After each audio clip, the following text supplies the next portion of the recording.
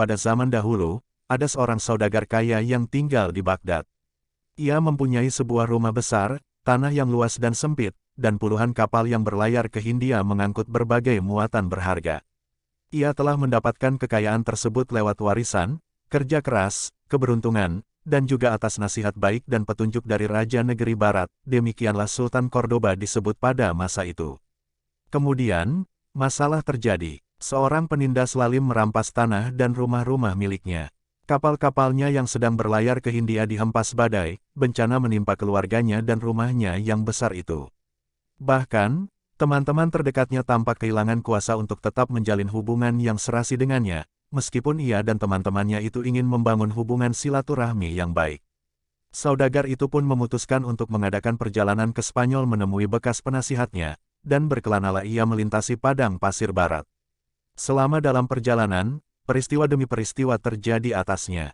Keledainya mati, ia ditangkap oleh para penyamun dan dijual sebagai budak, namun berhasil melarikan diri dengan susah payah, wajahnya terbakar matahari sampai melegam seperti kulit binatang, penduduk yang kasar mengusirnya pergi dari depan pintu rumah mereka. Di berbagai tempat ada saja seorang darwis yang memberinya sepotong roti dan kain untuk dikenakan. Kadang-kadang, ia bisa meneguk beberapa teguk air segar dari sebuah kolam, namun lebih sering didapatnya air payau. Akhirnya, sampailah ia di pintu gerbang istana Raja Negeri Barat. Di sana pun ia menghadapi kesulitan terbesar untuk bisa masuk ke istana.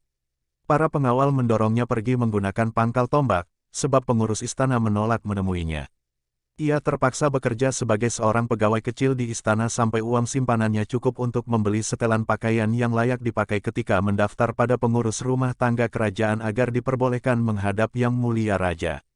Tetapi, orang itu mengenang kedekatannya dengan sang raja, dan ingatan tentang kebaikan Sultan padanya sekian waktu lampau masih membekas dalam pikirannya. Namun, karena ia telah begitu lama berada dalam keadaan miskin dan susah, tata kramanya telah pudar, dan pengurus istana memutuskan bahwa orang itu harus mempelajari kembali cara perilaku dan penguasaan diri sebelum diperbolehkan menemui sang raja. Segala hambatan tersebut dilalui oleh saudagar itu sampai 3 tahun semenjak kepergiannya dari Baghdad, ia diperkenankan memasuki aula kerajaan.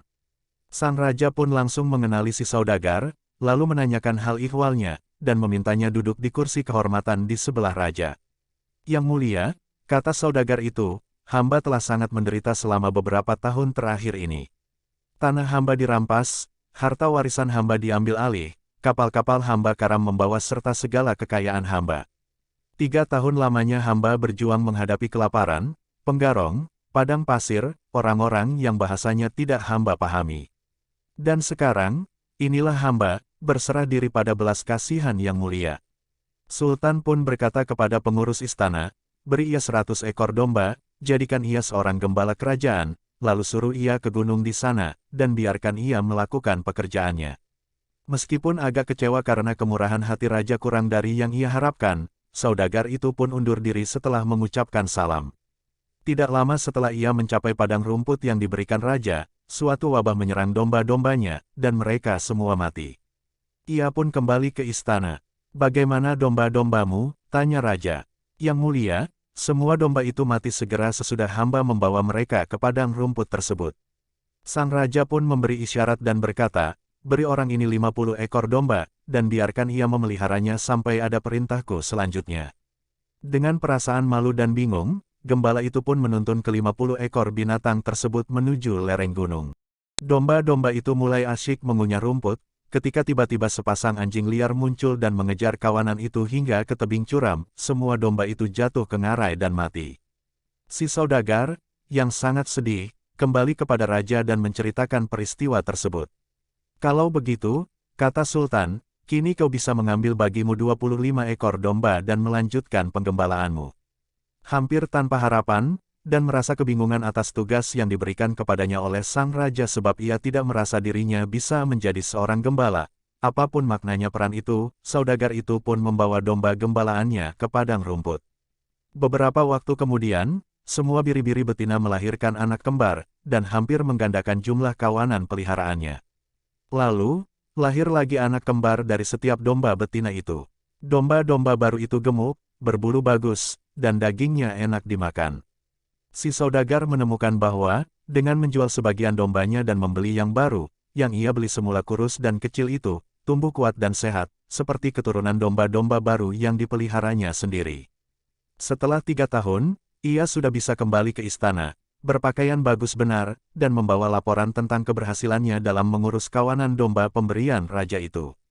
Ia pun segera pula diperkenankan menghadap raja. "Kau kini seorang gembala yang berhasil?" tanya raja. "Ya, tentu saja, Yang Mulia." Secara tak terpahami, peruntungan hamba berubah dan bisa dibilang tak ada yang keliru meskipun hamba sebenarnya tidak terlalu berminat menjadi seorang gembala. "Baik sekali," kata Sultan, "Nun di sana adalah kerajaan Sevilla, yang tahtanya ada dalam kekuasaanku. Pergi ya, beritahukan bahwa aku telah mengangkatmu menjadi raja atas Sevilla."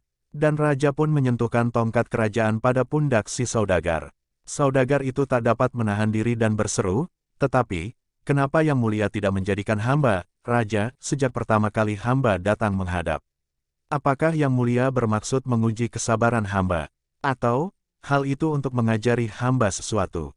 Raja itu tertawa, "Coba saja bayangkan, pada hari ketika kau membawa 100 ekor domba ke gunung dan kehilangan semuanya dalam sekejap, apabila saat itu kau berkuasa atas kerajaan Sevilla, tentu tak akan ada lagi satu batu tersusun di atas batu lainnya di sana pada hari ini.